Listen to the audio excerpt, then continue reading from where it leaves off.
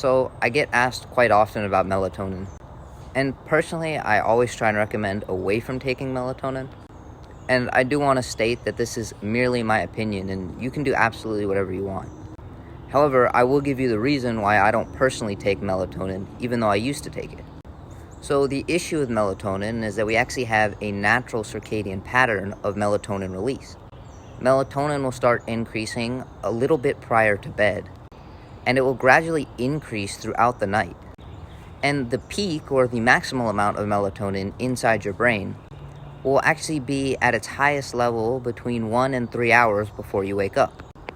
And then it will actually decline quite rapidly and be very low when you wake up and throughout the day. And it's actually this decline in melatonin that is one of the factors that would allow us to wake up naturally if we didn't have an alarm clock.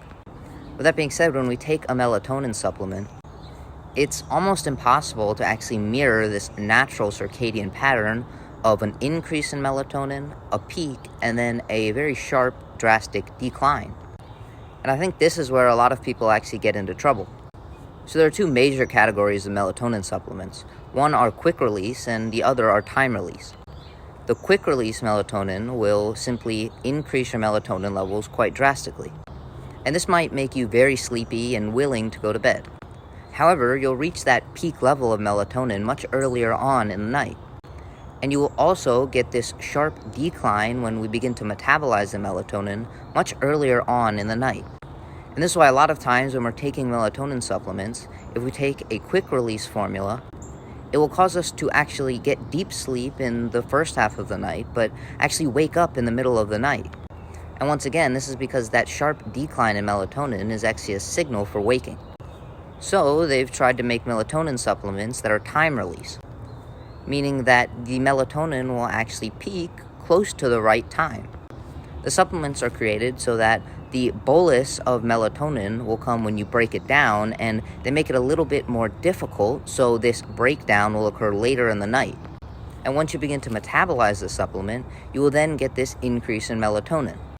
And they escape this issue of having this occur too early in the night by making it time release, so you'll have this melatonin spike just about at the right time. With that being said, the issue with these supplements is that people wake up feeling extremely groggy. And the reason for this is because not all of that melatonin has yet to be metabolized. Simply, if you take a time release supplement and it releases late in the night, but you haven't yet metabolized all of the melatonin by the time that you need to wake up, the residual melatonin will cause you to feel pretty sleepy during the day. And I think this is where people get stuck in the cycle of trying to take something like caffeine to make this effect go away, and then they can't sleep because they drank too much caffeine, so they need to take more melatonin. And now the other issue that people often run into is the melatonin supplement itself. Unfortunately, a lot of times these melatonin supplements are mislabeled. And I wish I had access to read the full study, but there was a study published in JAMA that's been cited a lot of times, and it actually shows that the variance of what is labeled on the melatonin supplement and what is actually contained in the supplement are usually pretty different. They found that 22 of 25 melatonin supplements are actually mislabeled. Additionally, some supplements had 74% of what was labeled, and others had more than 300% of what was on the label, which means your supplement could hypothetically have a little bit less than was labeled, or magnitudes higher than what is labeled. And since most of these supplements are typically between 1 and 10 grams, if it has 300% more than what is on the label, when you wake up, you will have an abundance of melatonin still in your system. And I know it necessarily may not sound like a lot, but it is important to keep in mind, we only produce between 10 and 80 micrograms of melatonin naturally during the night. And while all of this melatonin supplement won't be metabolized, we will typically be megadosing ourselves on a lot more melatonin than we would produce naturally.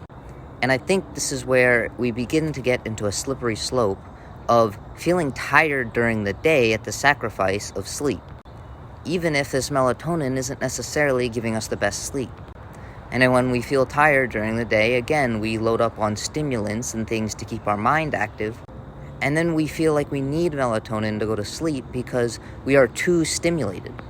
So once again, this is simply my opinion on taking melatonin supplements, but I can give a few tips on how to produce your natural melatonin.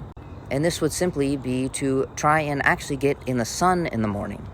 This will increase your natural cortisol response, but it will allow for a decreased level of cortisol later in the day. And finally, before bed, trying to exclude blue light from your eyes, whether through blue light blocking glasses or using red light lighting inside of your house. And really just trying to be outdoors as often as possible to fine-tune your circadian rhythm throughout the entire day. And having a very consistent nighttime routine and bedtime is always going to be beneficial in order to fine-tune your circadian rhythm and have this melatonin production occur naturally. With that being said, I hope you found this helpful, and I hope it gives you a little bit of clarity as to why I don't personally take melatonin supplements.